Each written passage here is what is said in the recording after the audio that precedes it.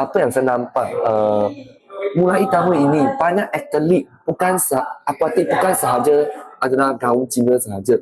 Okay, mulai tahun ini kan saya nampak banyak atlet dari kaum lain, terutamanya Melayu, ada peningkatan yang banyak.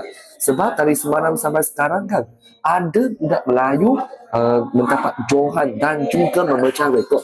Tadi baru-baru seorang budak perempuan Melayu, Wan Karisha Wan Muhammad Faizan, dia telah memecah rekod 1,500 meter kaya bebas tadi baru sahaja. Dan budak tersebut semalam pun mendapat naik johan bagi 50 meter kaya dada semalam juga. Ini yang saya nampak lah. Dan harapan yang saya paling tinggi adalah harap tahun ini atlet yang kita pilih ke MSSM akan memecah rekod lah tahun-tahun lepas bagi negeri Johor. Itu sahaja. Okey. Terima kasih, Doktor. Okay, thank you. Thank you lah. You're welcome. Thanks.